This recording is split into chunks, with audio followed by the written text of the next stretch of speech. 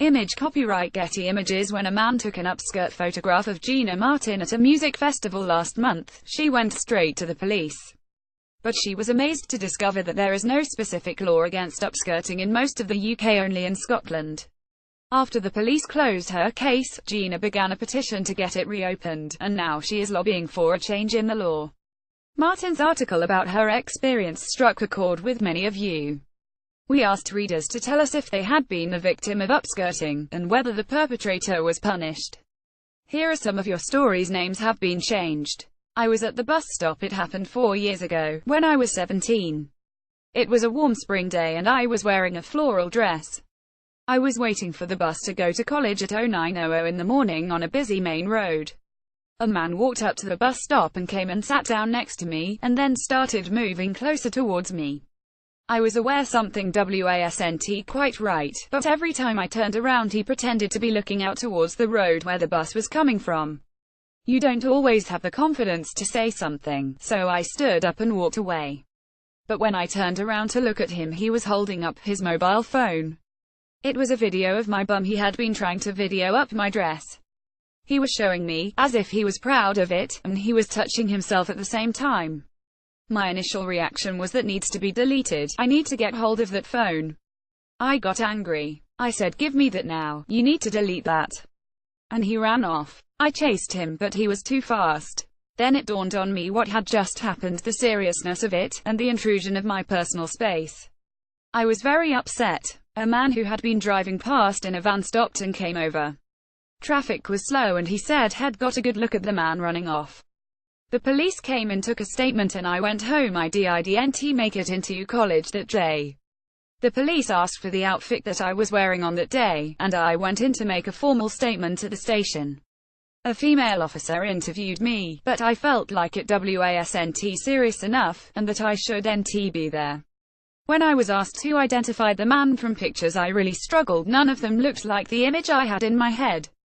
I thought, what if I don't recognize him and then he does it again? I was told afterwards that the witness had picked a different person to me. I don't know if he was arrested.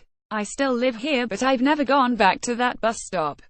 I found different routes to college. I'm still incredibly cautious of people when I'm on my own. People tell you not to walk home alone at night, but this happened in broad daylight, so should we just never go anywhere on our own? That's ridiculous. But that's how it made me feel. I can't believe that upskirting doesn't fall into some sort of category like sexual harassment or sexual assault. It's a violation of personal space. They shouldn't be allowed to get away with it. Just because we don't have a law against it. Debbie, 21. My pupils upskirted. May teach in a secondary school. A few years ago I was called to a meeting together with some of my female colleagues, and we were told that some pupils were being kept out of class because they had been caught using phone cameras to look up teachers' skirts. They'd been working as a team. One pupil would call the teacher over to ask a question, and while she was leaning over the table or otherwise engaged in answering that question, somebody else would kick the phone across the floor while it was filming. Then they were taking stills from the film and uploading them on the internet.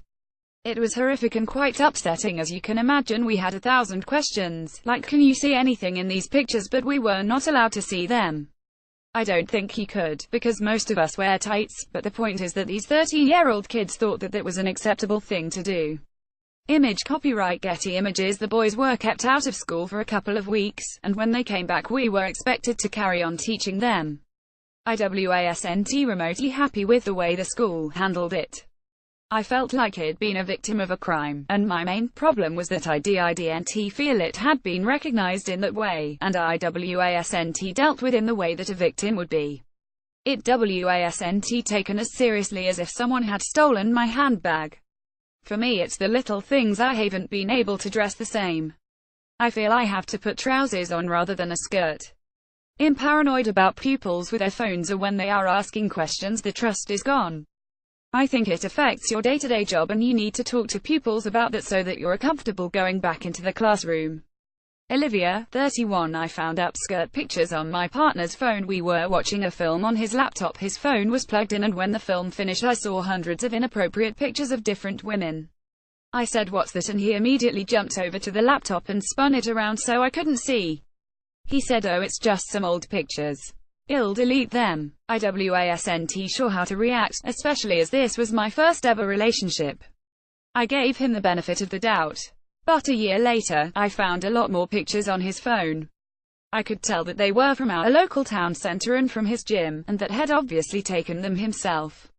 I was absolutely horrified. Eventually I got the confidence to leave him. It has caused me to have years of therapy, and I find it hard to trust my current partner. Alaz, 21. My daughter was the victim of an upskirter. It was about 3 years ago, and my two daughters went to the shopping center. They were aged 18 and 15, and it was a particularly hot day. A man happened to notice that someone was following them, and he suddenly saw the other chap go up to them and, without them noticing, take photographs up their skirt and shorts. He was very upset to see this, and he called for security. They apprehended this man and looked on his phone and realized he had taken several photographs up different women's skirts.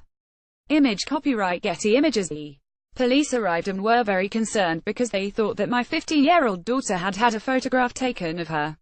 As it turned, there wasn't a picture of her, but there was of my 18-year-old.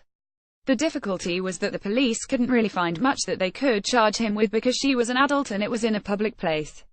First of all, they wanted to charge him with voyeurism, but apparently that can only happen if you're in your own home and someone's taking a picture through your window. So in the end I think they charged him with something like public nuisance. He pleaded guilty and got a fine, and my daughter got compensation. So that was it really. The police took it so seriously, but they just didn't have anything that they could charge him with. It's happened to me as well. I had a photograph taken up my skirt on the Piccadilly line. I probably didn't sit down in a particularly ladylike way. I was reading the newspaper and the woman next to me nudged me and said, "The man opposite's just taken a photograph up your skirt." I was quite annoyed, so I took a photograph of him, and as soon as I got to the station I gave it to the British Transport Police. They again were brilliant. They really took time and trouble to try and trace the man, but unfortunately they couldn't.